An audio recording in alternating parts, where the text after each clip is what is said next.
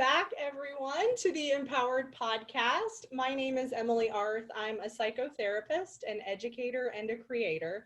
And this is a place where I talk about ways to connect your head and your heart to create the most abundant life possible. So you're tuning in to an exciting new series, which is the Healer's Guild.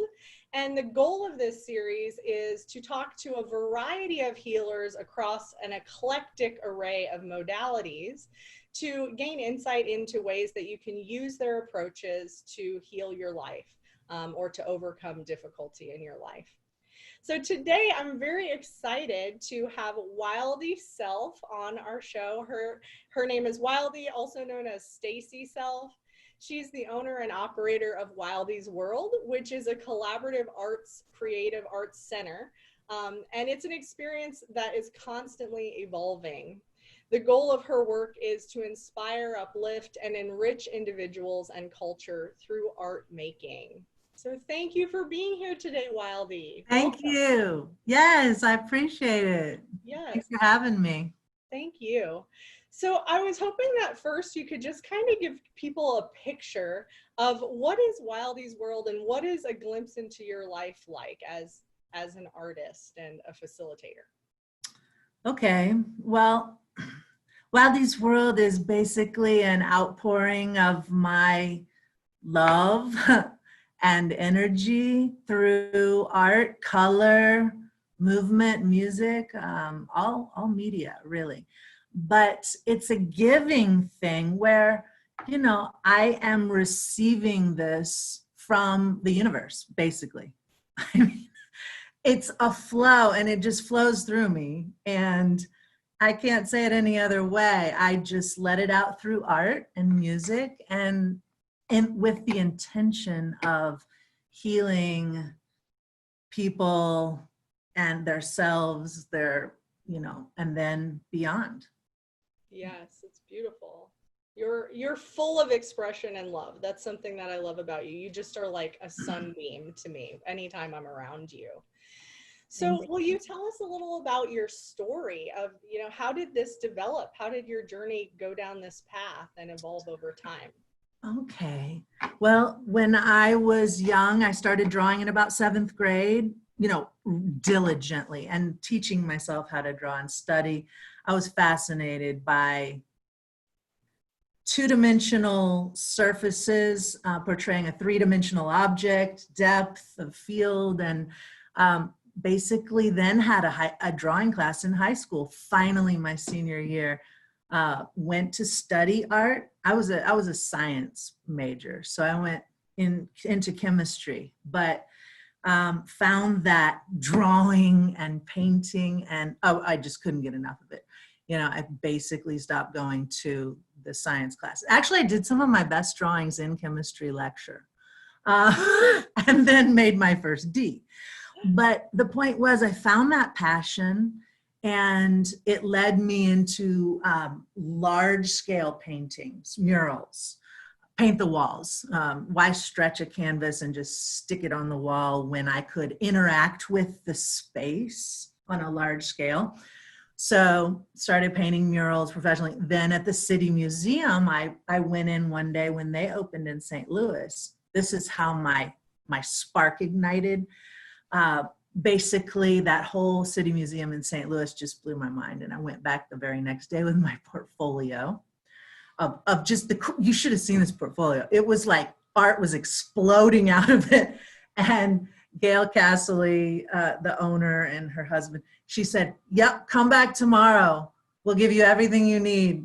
You're artist in residence in Art City, go for it, like do it. And so we started painting. With hundreds of museum goers, started painting large scale murals and large artworks and collaborating. That's beautiful. So wait, I didn't even know. So this is the City Museum in St. Louis? Yes. I had no idea that you were a contributor to that. Yeah. So that's where I invented it. I basically I had never done that before, but as a muralist, I wanted to get a lot of people feeling that feeling and working together, because it's the teamwork element, and that building of culture that I really get into. Right. Awesome. I love this story. Thank you for sharing that with us. So Yes. I also love that you said that you started with science, because I think of, the work that I do around healing, working with people around trauma, overcoming life difficulties. I think of it very much as a balance between an art and a science, that there's an art of connecting and feeling into someone's energy and taking them on a journey that works for them, and is unique. But there's also a science of, why we do what we do and what we know works or does not work. But what have you seen in your world of art meeting science, and how have you brought that into how you help other people? Oh, cool. Because sometimes there really is a huge disparity between emotional outpouring or content and then more knowledge-based information. For example, the science aspect leads into process. So like learning to work with all these materials is amazing, and being trained in them, all media. Well, then you have variables. So you start back with the scientific method and you're like, oh, well, I'm going to problem solve. Problem solving and critical thinking is a part of this process that involves a lot more of your brain. Like a lot more of your brain gets involved. And so therefore you're not wallowing in some kind of, I tend not, I teach not to get stuck, but just to kind of, like push it aside, let go, just whatever it takes to release that. And it's usually through a change of material or surrounding, whatever. But yeah, so there's the emotional expression of the art and the passion. And then this process guides it. I feel like the process just or enables the expression. So the doing of it enables the release of certain mind knots or blocks or emotional blocks, whatever. It's very freeing. Exactly. Yeah. Well, and I think, just for those listening, a lot of people, who maybe come into like traditional talk therapy or a more like logical linear process, who don't really dabble in the creative arts very much, may not understand why art is an important part of the process. And, from a neurobiological standpoint, our verbal is lower down in the brain, closer to the brainstem, whereas abstract thinking happens up here in the front. And when someone's traumatized, they're in fight, flight, or freeze, which is down in the brainstem. They're in that mode too frequently. And so when we're healing, we need not only to put things into words and that kind of linear conceptualization, but we need to bring that healing all the way up to the front of the brain. And that's where art comes in. That's where the abstract comes in. So I was hoping you could talk a little bit about ways that you've used art specifically in healing processes with other people. Well, what you just said makes me really go back to our point of origin, and humans were creating mark making and meaning through this language, which could be akin to art or is art. The artifacts, that is their first original expressions of culture or self or family. And so I return to those primordial expressive modes, like drawing, like shapes, symbols, but always create your own symbolism and find your own meaning. It's also more about the meaning, the mark making and the meaning. And then you're evolving, and the story grows, or through experiences, but lots of exercises. These are creative, therapeutic, recreation exercises meant to alleviate stress and just get into the zone where you can be in a meditative state of existing and experiencing. Yeah. Somatic experiencing also, I do this on a large scale. So these large mural movements, I have great success with people who really struggle with physical spaces and emotional spaces. But working large is a very great tool for these people, and it will tap into parts of their brain. So this is what I wanted to get back to. Taps into parts of their brain that they don't use. And these are old knowledge, like old ancient human stuff. Yes. I don't know what to call it. It's the matter of which we are made. And then it just opens up. Yes. Well, and I love how you're talking about working large, because for me, there's something inside me that just unlocks whenever I get a big experience. I like, it's like expansive, you know what I mean? And I think we live in a society that is very restrictive in a lot of ways. There are a lot of restricted rules and expectations and perfectionism. And so, you know, as you're talking about making these primal strokes, I think that that's another thing when people are engaging in a healing process using art versus a purely aesthetic process. People can get hung up on what does it look like, or people might see art that someone else made and it might look very primal and there might be judgment around that. But can you speak to the process and the power of the process of being the creator of those strokes? Because I've felt that myself, that it's not about the aesthetic so much as it is the creation of it. That is really important. That's what it is all about, the creation of it. So as an elementary school art teacher of 16 years, I really hearken back to working with helping young people learn that this medium is not competition. It's not about that. You have your own special sauce. You've got your own special recipe, you know, and nobody else has it. And it's all, and there are no wrong answers. There are infinite possibilities, infinite ways to solve a problem through creativity and creative problem solving and working with materials and growing culture. So what do you want to build? You know, what do you want to build? Like, and because you have your own amazing material. So at one point, a student said, "Miss Self, are you magic?" And I said, "Yeah, I am. And so are you." And you, and you, and you. So, and just helping them understand that there is no, you know, that mistakes are okay. They're great. In fact, I love messing stuff up because I'm learning, growing, and engaging with the process. Exactly. Yeah. So I hear you saying that, you know, the beauty and the value of creation is in the journey, in the experience, and not necessarily in the outcome. Not about the product, it's process oriented, and it's quality of experience instead of quantifying everything and labeling and beating yourself up, you know.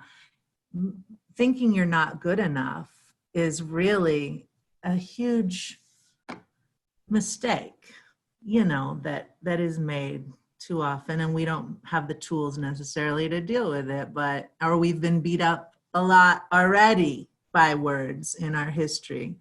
And so, yeah, creating a new, unique. So also my last name is Self. And this is how I just feel that you are your special, beautiful self. Everyone is. And I love that about especially children. Right. And art can help us connect with our inner child, which for many adults, you know, has been laying dormant or feels lost for a long time. Battered and bruised and extremely deficient because of these jobs and yeah. And all the barriers, right? We could go on and on about the Yeah, barriers. yeah. But You know, the spirit, it gets lifted up when through even dance, music, all the creative modalities, exactly. writing. I'm a journal doer, so I have sketchbooks, piles and piles and piles, because that's what I've always done is draw it out, write it out, go to the sketchbook when I'm feeling stressed out or need a moment. Sometimes I will draw with 2 pencils like this, whatever it takes. Exactly. No rules. And I think that what you're talking about right now, especially in this time, I mean, we know that as a society, this is a time where creation is needed. And as we see the destruction of certain systems or modalities happening, we are going to need more and more people who are willing to step into their courage and create. And it's important to know, especially for young people maybe who haven't learned this already, or old people, it could be anyone, that things that are created, like the examples you're giving us, you create all the time. Probably most of the end products, or maybe the things that you sell, may not have anything to do with all of the scribbles and all of the brainstorming and messiness that you engage in to get to these conclusions, if you will. Yeah. The journey is, it's an exploration. So if you find yourself lost, sometimes you figure it out, you find your way.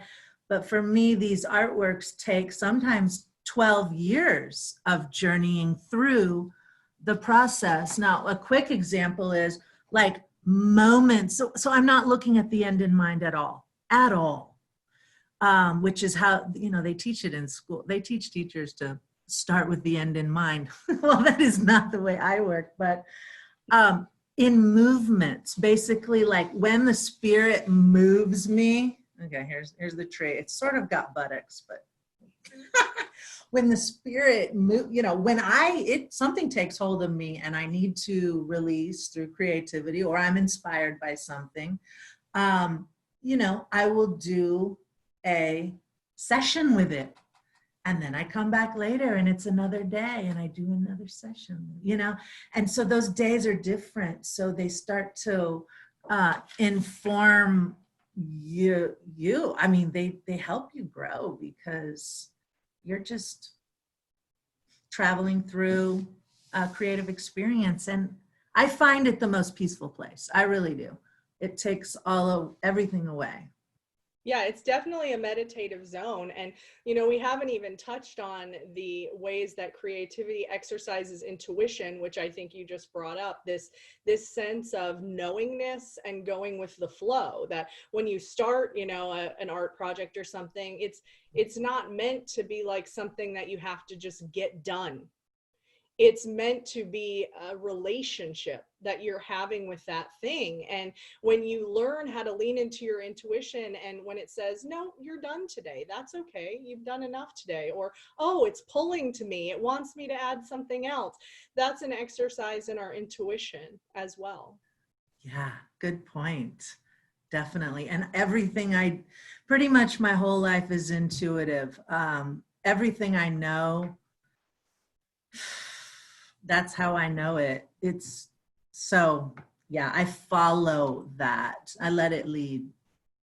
And it tells you sometimes it will lead you down some dark paths sometimes, like it's not always just good, or your best self. And sometimes it leads you into, I do, when you asked me, the first question was about Wildy's World and about what this is all about. And I just came back to it because what intuition leads me through is these colorful, joyful expressions of life. And I'm so elated to be on this planet and its beauty. And it's every day, every moment is a new experience, but very inspiring to me. And so Wildy's World is basically a paradigm of joy. That's what I want to show. That's what I want to see. That's what I do. not all the time, not every moment, of course. Right. But yes, that's what I want to surround myself with. There's a lot more art in the other room, but I think if I go into the studio, we might lose connection. So usually, yeah. Anyway. Well, and I like that you say that, intuition isn't just about being happy all the time or being joyful all the time, because authenticity is not about a single dimensional experience, right? Authenticity is about you're all these things. And, art can be a safe place to explore those things too, because another thing I wanted to mention is clearly art is also an exercise in self-reflection. That when you externalize things, whether it's journaling, painting, collaging, it doesn't matter how you do it, that's a mirror of yourself. And you can sit with that and meditate on that and learn about yourself and integrate new learnings about yourself. And that's a beautiful side effect of making art. Yes, yes. And crucial, I feel like that's part of that original human experience. Mark making, expression, just getting it out, releasing some form of material, creating, and it's very important to us. They say other animals do not make art, but there's the spider weaves the web, and okay, well, the little ant things that are making beautiful art in the trees, they don't even mean, like, they're not doing that on purpose.